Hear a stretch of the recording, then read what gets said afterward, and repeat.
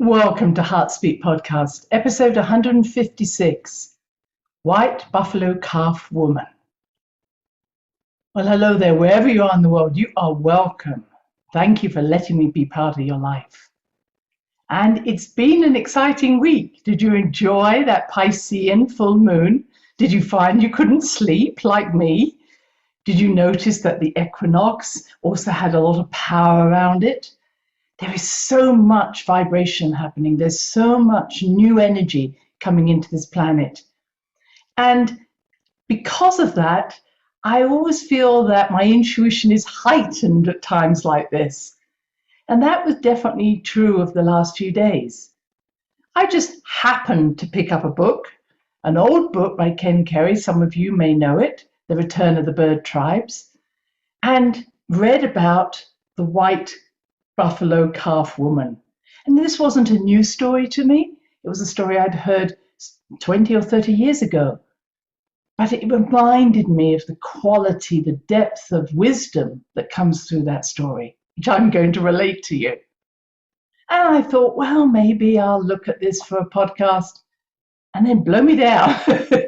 Wasn't I watching something else on YouTube? And someone who I admire started talking about having seen a white buffalo, a real one. And then he goes on to describe the white buffalo calf woman story. And if any of you know that when I teach intuition to people, I say, look for 3 knocks, 3 times of listening to something. If you hear it 3 times, do it. Well, I didn't need 3 times. I just need twice. And I thought, this is really calling to me, and maybe she's calling to me to tell her story, to relate this to us all today and what this means to us.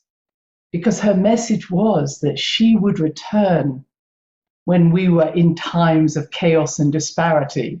Well, we probably are there. So this is probably why she's coming to my mind, my heart at this time. And at the end of this podcast, I'm going to offer a little time, not necessarily to meet her, but for many of us, we believe that we have Native American, maybe other Native or indigenous people guidance. And we're going to focus on especially the indigenous people, especially the First Nation people, and honor them and say they have something now that we need to address, embody, embrace if we're going to move forward as humanity. Because if any group has been slaved and disenfranchised and suppressed in their knowingness, it's the First Nation people, the indigenous peoples. I can't believe that when we're looking at the way they've been treated around the world, they still have a lot of suppression, and we have a lot to pay back to them. We are still needing to honor and respect them for who they are. And I've had the privilege of meeting many different groups as I've traveled. And I believe that each nation has within its core this indigenous teachings or the peoples of this land. And that each country represents perhaps even a different chakra energy, a different energy. And for me, the Aboriginal people of Australia are very much of the land. They are the land. It's a very base chakra, but it's not based in any negativity. It's that they are the foundation of the spirit of humanity, spirit come onto the earth. And for me, the Native Americans here, the indigenous people here, are very much around the wisdom of the voice. And hence you're seeing me, I'm wearing lapis and turquoise. Very much turquoise relates to what we call the thymic chakra, which is halfway between the throat chakra and the heart chakra. So when you want to speak your truth, we often place our hand, don't we? I hope you can see this if you're watching me on YouTube. We place it between our throat and our heart. We don't grasp our throat. I don't think you do, nor do you grasp your heart chakra. We say, this is my truth. And we often, it's that little notch that we have in our sternum that we often kind of strike that and say, this is my truth. That's the thymic chakra. And interestingly, if you know anything about anatomy, that thymic chakra is associated with the thymic gland or the thymus gland. And that thymus gland is all about immunity. So when we speak our truth, when we're true to our heart, as you would know, I would say, then our immunity becomes stronger. But when we speak with forked tongue, we speak out of two sides of our mouth, then we are not true to our heart. Isn't that true? And that there are many sayings that come from the American Indians, the Native Americans, who would say white men speak out of two sides of their mouth. They say one thing and do another. That hasn't changed an awful lot.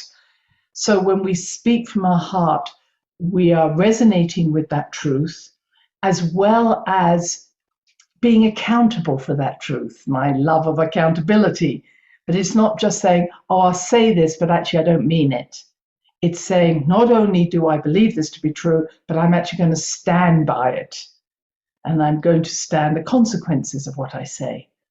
So turquoise, when people wear turquoise, and I put it on specially for you today, or they wear turquoise in clothes, it's about speaking from our truth. And many a time, if you want to wear a necklace, you can have it right on top of that thymic gland and really enhance that speaking your truth. So bringing all of that together, I think it's very interesting that I had the privilege of being led, trained by two wonderful medicine people back up in Wisconsin. And they shared with me so much, not just about their own tradition, but also about how they've been treated. They came from the Lakota tribe. And I didn't know, of course, I wasn't brought up in America, but that it wasn't until 1978 that they were given religious freedom. And as you may know about the Constitution of America, religious freedom is a huge part of that. And yet the very people who should have had religious freedom, they weren't given this. Now, even though they were given it, there was then, of course, talking out of two sides of their mouth, people who then said, well, yes, you can have religious freedom, but actually you need to do it anywhere, not just on your land, or you have no right to the land which is sacred to you. You need to do it elsewhere. So, why do you need sacred place to go to? Just do it anywhere, which is really a dishonoring, especially for these people who believe in their deep connection to Mother Earth and to Father Sky. And so it wasn't until there was a Supreme Court, because, of course, someone wanted to mine in a certain area, take over these sacred lands. So there was a fight about land. What's different? And eventually the people were allowed, in 1988, to actually take back their lands for their own religious traditions, their particular performances, and the service ceremonies that were important to them. And so it was 1988, 1989, but even then it wasn't all there. And it really wasn't until 1994 that true religious freedom was given. And I don't know if many people know who live in the United States actually know that this history existed. And it was so interesting because, as I'm going to tell you the story of the buffalo calf woman, she said, I will return as a white buffalo when you need me. And it was in Wisconsin that a white buffalo calf was born in 1994. So very interestingly, that when freedom was given for religious ceremonies and to be able to live your own religion, then this white buffalo actually calf was born. And when anybody sees a white buffalo, it is a sacred moment, which was so interesting that this gentleman I was watching on YouTube had seen one. So what does this all mean? And it means how important it is. Religion isn't about following a dogma. It's following our hearts. It's following our spirituality. It's following our sacredness. And I was again interested to see that the definition of a domestic terrorist here in the United States was someone who celebrates religious holidays. And it was like, So if I use the word terror, or terrorism. It is someone who terrorizes me. So I thought, wow, whoever made these laws must be terrified of me, because I don't necessarily just celebrate one holiday. I see every day as a holy day. That's the meaning. And so if I am welcoming the sun in the morning and saying, thank you for rising, and enjoying nature and making a connection between earth and spirit, or mother earth and father sky, and I do that as I reach out into the day or go for a walk or go whatever I'm doing in my life, I'm constantly connected. Every moment of my day is a holy day. If being holy is connecting to spirit, which I find in everything around me. And it made me think how terrifying that must be for people who don't believe that or don't feel safe when someone has a deep connection within themselves that doesn't allow anybody to break that connection. And I will just finish that little piece that I remember years ago going to a land here. It was one of my first journeys here to the United States before I lived here. And I went to this one place where there'd been a devastation of the people. The people had been killed, taken from their land, forced off their land. And I could feel the energy of what had happened. And this has happened for many people around the world. They've been forced from what was important to them, their homes, their communities. It's happening, of course, still. But I felt the sadness, and yet when I sat with it and I meditated in that place, I was shown that sacredness is not something that's external. You know, we may say, I don't know, something that we've held is sacred to us, a cup or a chalice or whatever it is that you were brought up with, a book. You'll say, well, that's sacred. But even though those things, and that's what I visualized, I saw that these things had been burned and had been destroyed by the people who had taken over this land. But what I was shown is that the sacredness is not outside us. The sacredness is that sacred hoop, that sacred flow of energy that is eternal. And that when we honor that the object itself does not make something sacred, it is actually the object helps us to reconnect to the sacredness inside us. And that's sacred, that service. And I feel that that's really the message of the white buffalo calf woman, that she was reconnecting her people to the land, to the spirit. So let me just tell that story now. And the story is said to be around 2,000 years old. Again, that's just someone has written that down and said that to be true. And the story goes that the people of that time, the Lakota people, were having problems with famine and maybe drought and really calling on spirit to help them at that time. And they sent two guides out, two men out, to try and find maybe a new source of water, a new source of food.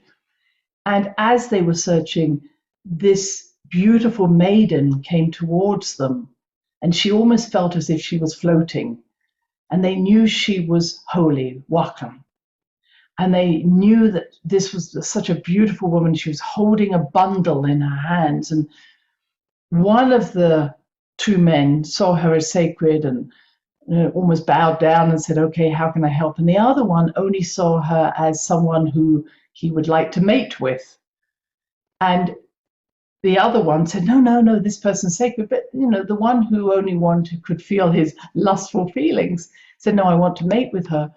And so she came forward, and there's different ways the story is told, but there is this, as they mate or they get together, there is this cloud of dust that rises up, and when the dust clears, she's there, but there's just a pile of ash or bones, depending on the story you hear.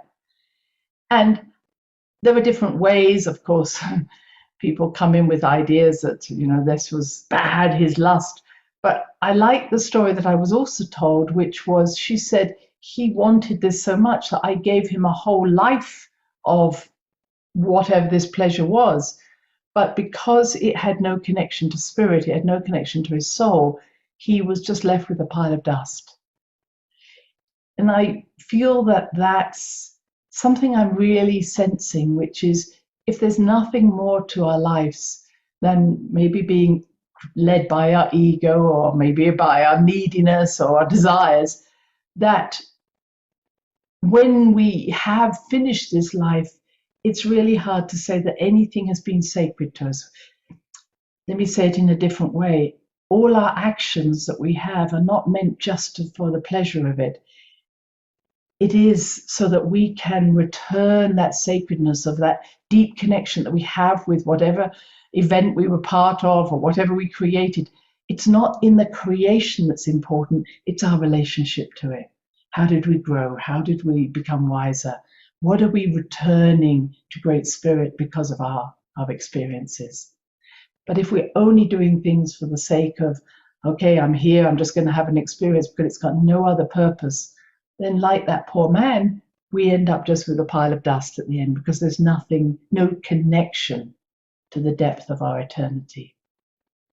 So the story goes on, and the man who believed in her and had reverence for her went ahead and told the tribe to prepare, and she asked him to create this amazing place where she could enter, and she entered in a very ritualistic way.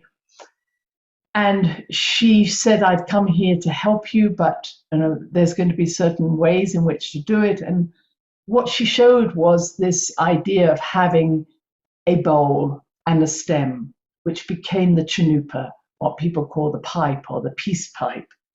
And the very essence of carrying that pipe is the union between Mother Earth and Father Sky, between men and women, so that when a man and a woman get married, they wrap their hands around this pipe because it is the union. And so the bowl itself, which is made of red stone, represents the buffalo, represents the four-legged, but it also represents the red man. And the bowl is the container, and it's always held in the left hand. The stem represents the wooden stem, all living things.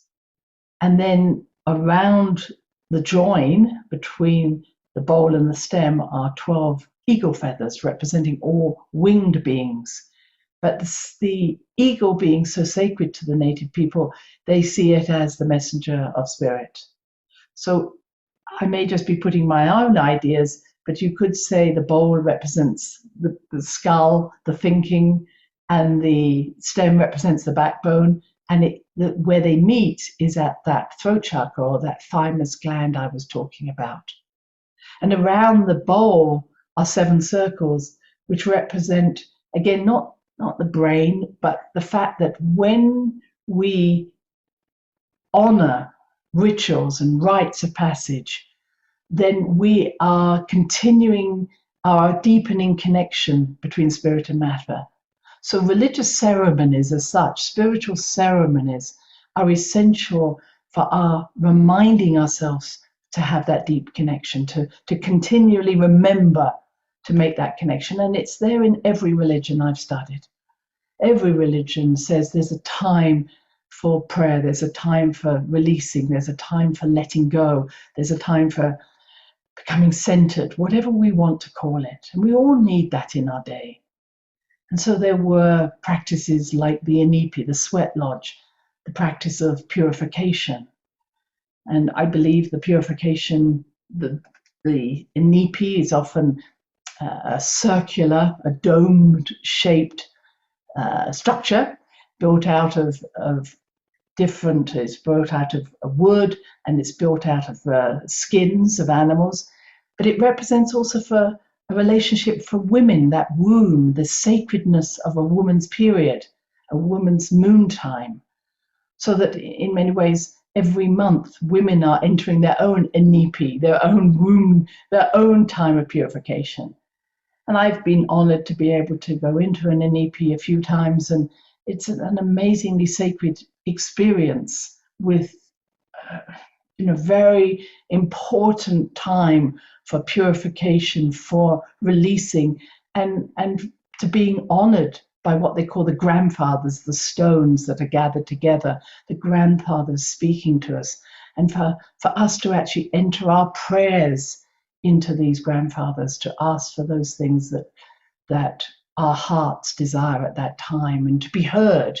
So song and prayer and dance and gestures are vitally important to the teachings of the white buffalo calf woman. That it isn't just doing something, it's honoring the fact that our voices carry the prayer, that if our prayers are just inside us, it doesn't mean the same thing.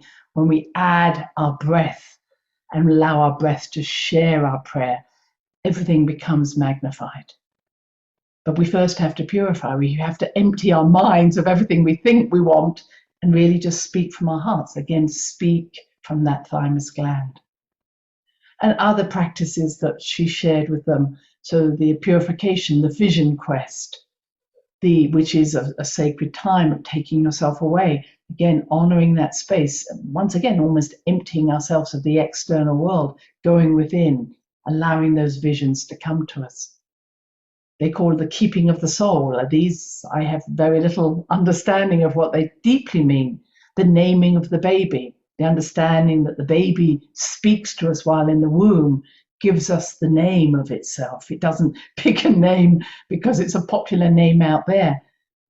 All of us say, this is the name I want to be known as in this world. And the name resonates with our purpose. So whatever our name is, my name being Paige, a page is a messenger. I'm doing what I came here to do. And then the meeting of relatives, the gaining of relatives, how important it is to have families, the marriage, is very important as well.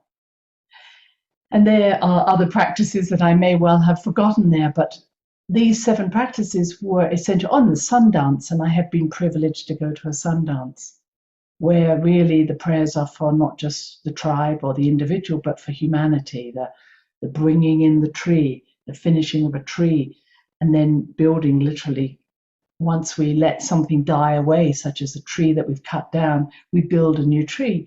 We see very similar ideas in Christianity, where we have the tree at Christmas that is cut down and brought into the house and then decked with lights to bring the new life back on the time of the winter solstice. So she shared all of this, and there were many other practices. You can look these up. But to me, she was really saying how important it is that we understand our connection to spirit. And very much when you're filling the pipe with specific tobaccos and sweet willow and other beautiful herbs, you're very much linking this to the 4 directions and to the below and the above and the self, those 7 directions that we've spoken about before. So what am I saying? I think that she is back. I think that not only is she back in our lives, but there are many indigenous teachers that I've learned about throughout the years who are saying we're returning. We may return through the waters, what some people may call mermaids or mermaid, but many of the great gods had tails. They came from the waters. As Ken Carey talks about, the return of the bird tribes. Some are coming in as birds. Some people would call them ETs, some would call them angels, but the birdmen are returning. Some of them are returning as the white calf. And I believe this is a time of celebration, not commiseration. This is a time for this amazing transformation that's taking place, where all of the ancient teachers are saying, we will return, we will come and remind you of these practices, whatever they are in your own life, in your own religion. And no time at all can anybody stop this happening. And if they do, they are merely trying to show us how terrified they are, that we may remember who we are. So, if you are ready, I'm not going to say just work with the American Indians and Native Americans. You can work or just be surprised by whatever indigenous people come to you in this meditation. Let yourself be open. You may already know, you may have connections to different First Nation people, but be surprised as well. And forget the idea that it might be a past life or not a past life. It may all be of that. But what I know about spirit, that they will return in a way that makes you feel that you're comfortable, but also that they will bring with them whatever gift, whatever is sacred to you at this moment. All right? So if you're in a place that you can meditate with me, then please close your eyes. If this is not a good time, wait until it is. Closing your eyes, please take a short breath in, long out breath down through your body. Let this be your way of purifying. Your breath in, your breath out. Breath is essential to our understanding of ourselves, our connection to spirit. It is through the pipe, the chanupa. We breathe in, we breathe out. More accurately, we breathe out, we breathe in. Just keep that breath. Empty, connect, empty. Empty our thoughts, connect to all that is. Empty our thoughts, connect to the above and the below. Empty our thoughts. And stay now just centered, breathing easily.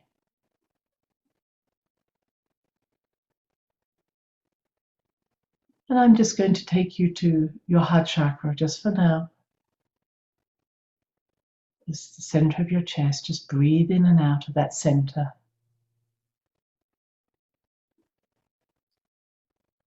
And through that center, please go to a place that clearly the indigenous people, the First Nation people have lived for thousands of years. You may be in the desert, you may be in the mountains, you may be by the water. Let that first thought be the right one.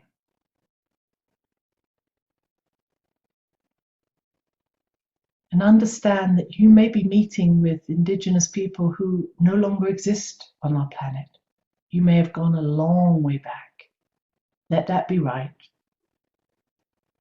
The waters, the mountains, the trees have been here for thousands of years.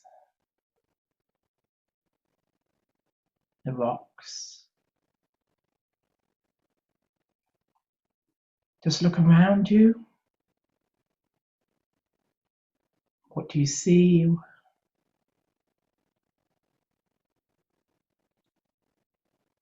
What do you hear?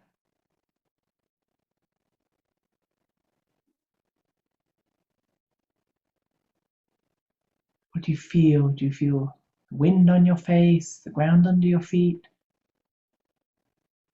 Is it cool? Is it warm?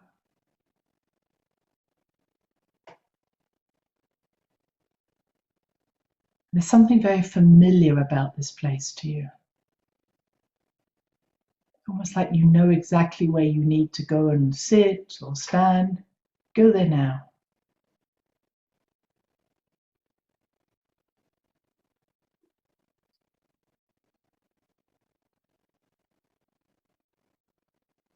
When we're in the place of sacredness, which is where we are, we're resonating with a certain energy, a remembrance of the land, our relationship to the land, to truths, to wisdoms, teachings. Let your energy resonate outwards.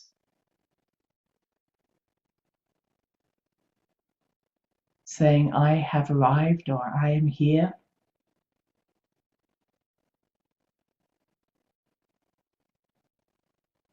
And let that energy attract towards you now beings, people who hold ancient wisdom.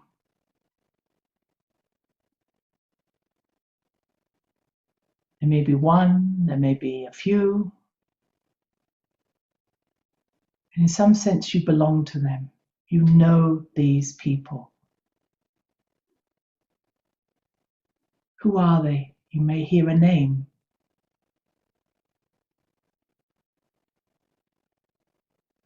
How are they dressed?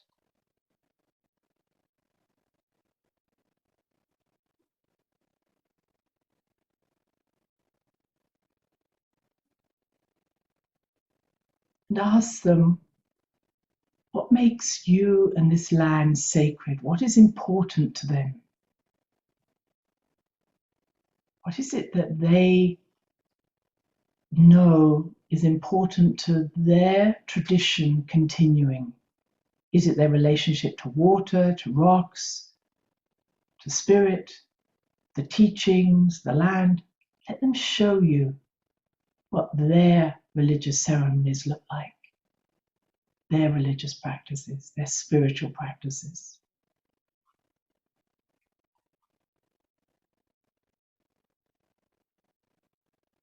Remember, religion just means leading back to ourselves.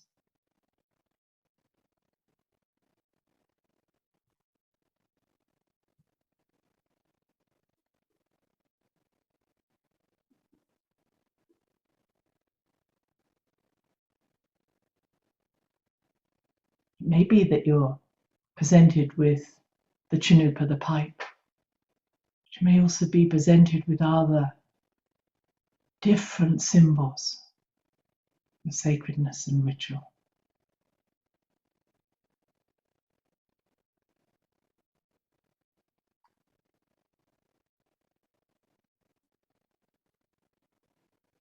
And they may say to you, we want you to return to us to understand who you are. They may take you to a place where you can purify, sometimes with smoke, sometimes with water. And to do so, you may remove the clothes you're wearing, be given new clothes. Who are you? How do you look when you are one with these beings, these people?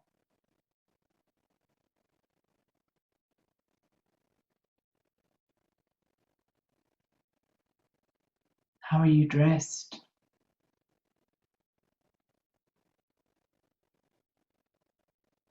Do you have a name, a sacred name? Hear it now.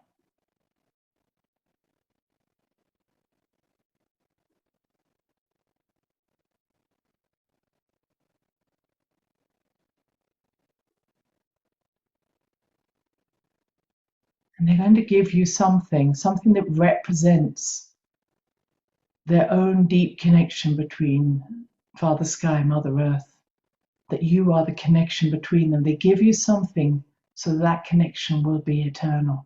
Receive that gift now.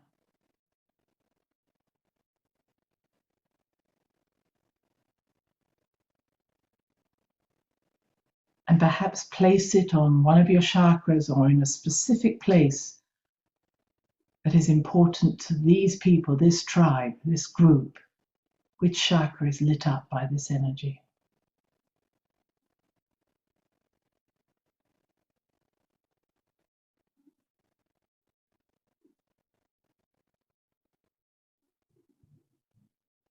And finally, ask, what words of wisdom can I take back with me? Hear the wisdom now. What can you tell people from this meeting?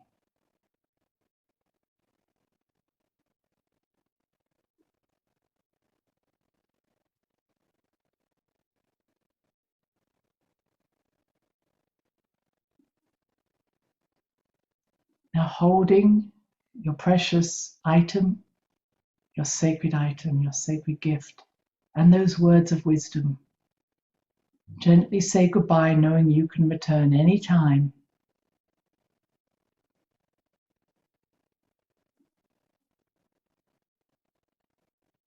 And let that image fade as you bring yourself back to the room where you are.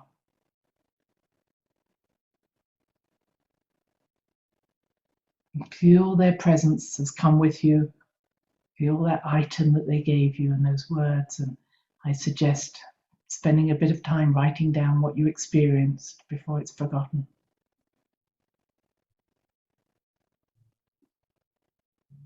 Knowing you can return to that meditation anytime, that place is there for you, or even go to a different place. I will leave you until next week, sending love and blessings to you all. Thank you for being on this wonderful red road, this amazing journey with me. Bye-bye now.